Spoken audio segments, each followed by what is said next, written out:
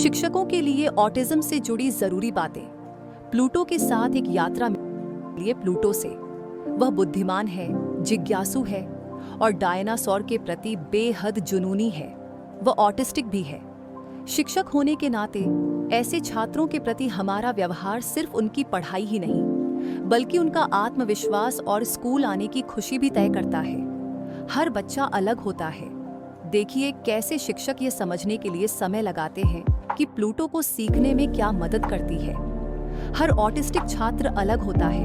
उनकी जरूरतें, उनकी ताकत और उनके लक्ष्य समझने के लिए समय दें। प्लूटो के लिए इसका मतलब है तस्वीरों की मदद, साफ सुथरा नियम और थोड़ी शांति के पल। लेकिन याद रखें, एक लेबल या रिपोर्ट पूरी कहानी नहीं होती। सिर्फ एक निदान देखकर ये मत मान लें कि उसे क्या चाहिए।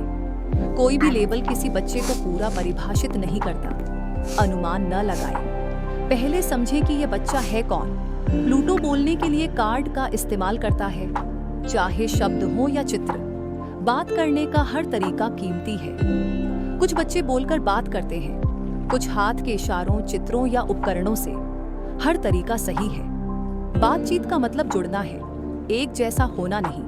ध्यान रखिए, जबरदस्ती आंखों में देखने को कहना मदद नहीं करता, बल्कि उसे डराता है। सुनना हमेशा आंखों से नहीं होता। आंख मिलाना और ध्यान देना एक जैसी बात नहीं है। इसे जबरदस्ती करने से तनाव बढ़ता है, सीखना नहीं। दीवार पर दिन भर की स्पष्ट दिनचर्या लिखी हो तो प्लूटो सुरक्षित महसूस करता है। उसे पता होता है कि आगे क्या होने वाला है। नियमित और पहले से तय दिनचर्या ऑटिस्टिक बच्चों को सुरक्षा देती है। लिखी हुई दिनचर्या उन्हें भरोसा देती है कि अगला कदम क्या है। लेकिन अचानक बदलाव घबराहट ला सकते हैं। बिना बताए कुछ बदल जाए तो उसे बहुत बड़ा झटका लगता है। अचानक होने वाले बदलाव मन पर भारी पड़ते हैं। बच्चों को पहले से बताकर, संकेत देकर या गिनती करके तैयार करें। कभी कभी थोड़ी शांति उसे दोबारा संतुलित कर देती है। शांत होने के बाद वह फिर सीखने को तैयार होता है। कुछ बच्चों को खुद को शांत करने के लिए छोटे छोटे शांति पल चाहिए होते हैं। जब प्लूटो अपने आप को संभालता है, वह बेहतर समझता है। जब वह अपने हाथ फड़फड़ाता है तो वह खुद को शांत कर रहा होता है। इस पर डांटना समस्या और बढ़ाता है। बार बार की छोटी हरकतें उसे नियंत्रण में रहने में मदद करती हैं। जब तक यह असुरक्षित न हो, इसे रोकना नहीं चाहिए। प्लूटो को डायनासोर पसंद है, इसलिए शिक्षक सिखाने में इसे इस्तेमाल करते हैं। उसकी रुचि ही उसकी ताकत बनती है।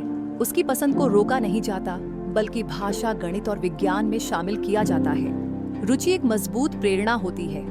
उसकी गहरी रुचि को जिद या अति रुचि मत कहें। ये उसका ज्ञान, खुशी और लगाव है, जिसे सम्मान चाहिए। जो अति रुचि जैसा दिखता है, वह अक्सर खुशी और समझ की गहराई होती है। इसे अपनाएं, नजरअंदाज मत करें। वह दोस्त के साथ पास बैठे बैठे खेलता है।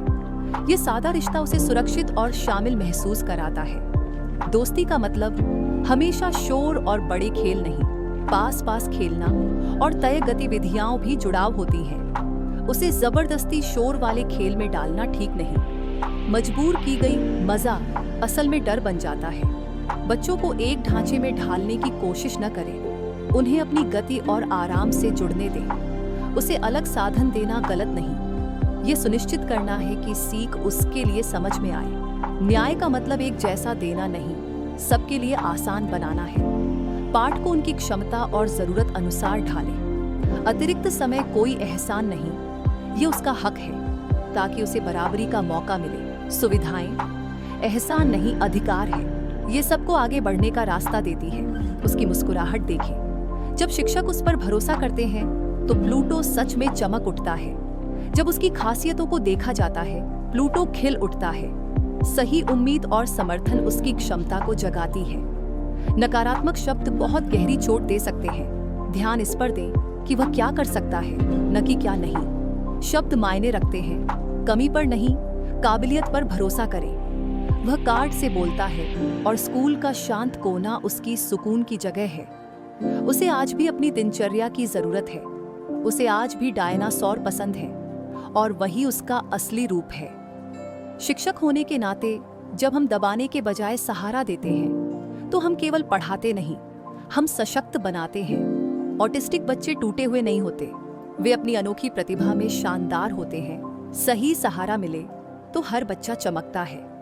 और भी कहानियों और ऑटिज्म से जुड़े संवेदनशील मार्गदर्शन के लिए ऑटिवर्सम को फॉलो करें।